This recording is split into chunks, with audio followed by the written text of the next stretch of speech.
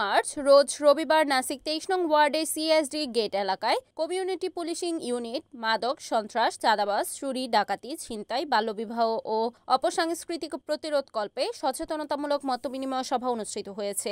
নাসিক 23 নং word BNP নেতা মোহাম্মদ আমিরুল ইসলাম বাবুর সভাপতিত্বে এবং দৈনিক আজকের বাংলাদেশ পত্রিকার নির্বাহী সম্পাদক মোহাম্মদ তাজুল ইসলাম কাজলের সঞ্চালনায় উক্ত অনুষ্ঠানে প্রধান অতিথি হিসেবে উপস্থিত ছিলেন বন্দর থানার অফিসার ইনচার্জ মোহাম্মদ তরিকুল ইসলাম। আরও বক্তব্য রাখেন বন্দর থানা সাব ইন্সপেক্টর আব্দুল মোতালিব। এছাড়াও অন্যদের মধ্যে আরও উপস্থিত ছিলেন মোহাম্মদ মনির, কাজল আহমেদ কালুন, রাজু আহমেদ, মোহাম্মদ ইকবাল, মেহবুবা, মিজানুর রহমান, ডাক্তার কাজী নজরুল ইসলাম, জাহাঙ্গীর আলম সহ অত্র এলাকার গণ্যমান্য ব্যক্তিবর্গরা। অনেক ধরনের প্রবলেম আর একটা বর্তমান সময় একটা বড় ধরনের আমরা ফেস করছি, সেটা হলো মব জাস্টিস।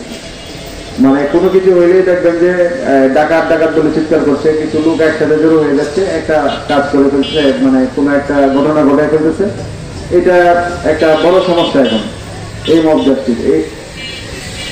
তারপরে চুরি ছিনতাই ডাকাতি এগুলো সমস্যা আছে। তো আমাদের এই যে সমস্যাগুলো, এই সমস্যাগুলো থেকে আমরা আসলে কিভাবে পরিত্রাণ পেতে পারি। তো প্রথম বলছি আমি সবচেয়ে বড় সমস্যা মাদক। তো মাদকের এই সমস্যা থেকে পরিত্রাণের জন্য আসলে উপায় কি? আমরা এটা দুইভাবে বা তিনভাবে এটার থেকে মানে মাদক কোনো সময়ই একেবারে নির্মূল করা যাবে না, এটা আমার ব্যক্তিগত মতামত। হয়তো এটা একদম সহনীয় পর্যায়ে রাখা যাবে। তো এটা করার জন্য আসলে আমাদের কি কি করতে হবে, কি কি করা উচিত?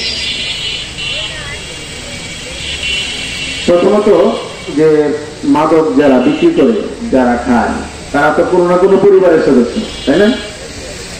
ধরেন হয় কেউ আপনার সন্তান খায় অথবা আপনার সন্তান বিক্রি করে, আমার সন্তান খায় অথবা আমার সন্তান বিক্রি করে, অথবা আমার সন্তান সেন্টার দেয়, তাই না?